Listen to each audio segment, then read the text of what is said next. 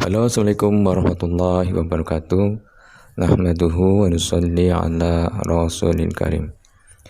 Oke teman-teman yang hari ini sedang duduk nyantai menonton video persembahan asbab saja, mudah-mudahan dalam kondisi sehat, kaya raya dan bahagia. Ini mudah-mudahan Allah SWT kabulkan ya doa kita semua. Jadi semua teman-teman yang menonton video ini adalah dalam keadaan sehat, kaya, dan bahagia. Oke teman-teman yang senantiasa terus mengikuti channel kami, kita lanjutkan ngobrol-ngobrol kita ya tentang energi. Pada video sebelumnya kita menjelaskan tentang bagaimana cara mudah untuk mengobati orang. Tetapi pada prakteknya kadang-kadang kita mengalami kendala-kendala ketika mengobati orang. Salah satunya adalah ketika kita mengobati orang, kita atau banyak juga yang ahli terapi yang mengobati orang, efeknya adalah penyakitnya itu menyerang si penerapi atau menyerang kita. Jadi apa penyebabnya? Penyebabnya yang pertama adalah karena kita ini pertama adalah biasanya lupa. Karena terlalu semangat kita mengobatin, khususnya biasanya keluarga kita sendiri ya. Karena kasihan, kita lupa doa perlindungan. Sehingga penyakitnya itu menyerang kita. Itu salah satu daripada faktor-faktor ketika kita sudah mengobati orang, ternyata kemudian kita menjadi sakit. Yang kedua adalah kondisi kita memang tidak lagi fit ya.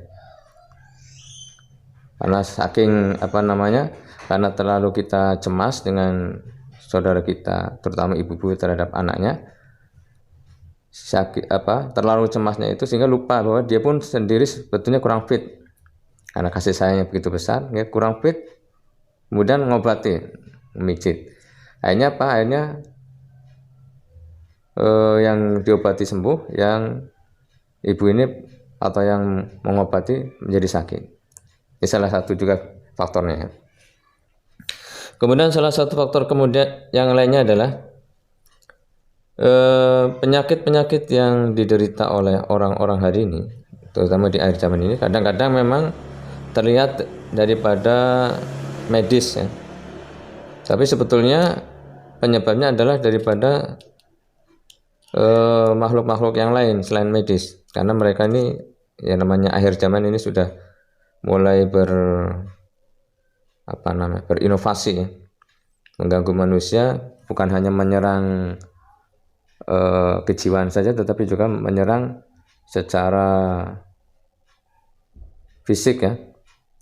Maksudnya adalah secara medis ada, tetapi ketika diobatin nanti sakit, sembuh, nanti sakit lagi, seperti itu.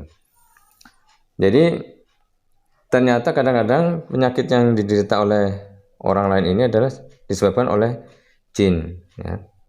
Apalagi ketika orang-orang ini yang kita obati ini mungkin jarang sholat, ibadahnya kurang kepada Allah, maka sudah tentu banyak jin yang ada bersarang di situ, bahkan bisa lama di situ beranak pinak, kadang buang kotoran pun di dalam tubuhnya, sehingga rumahnya itu dan kotoran-kotorannya menjadi sebab tersumbatnya aliran darah juga aliran nutrisi ketika kita makan, jika mengalami sakit.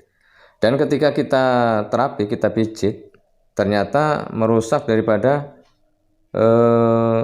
rumah mereka atau persembunyian mereka atau tempat mereka lah gitu ya, sehingga mereka menyerang kita.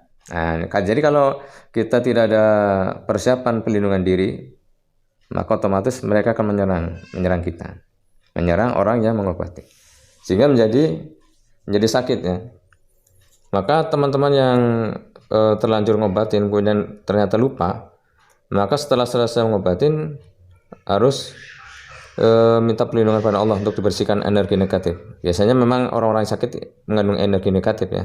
Jadi kita selesai menerapi, kita bersihkan diri kita mungkin dengan grounding, menyalurkan niat membuang energi negatif ke tanah atau keluar udara pun boleh juga ya. Seperti itu. Jadi intinya adalah setelah kita mengobatin, kita keluarkan energi yang mungkin terserap ke dalam tubuh kita, apakah itu ke tanah atau ke alam semesta. Kemudian yang perlu diperhatikan lagi adalah salah satunya mungkin penyakit yang diderita oleh orang yang kita obatin ini adalah disebabkan oleh kiriman. Ini lebih kompleks lagi, lebih rumit lagi, karena kita nanti bukan hanya fokus mengobatin orang yang kita obatin saja, tetapi kita harus ibaratnya melawan juga orang yang mengirim dan orang yang menyuruh supaya orang mengirim ya, seperti itu. Jadi ada 3 kerja.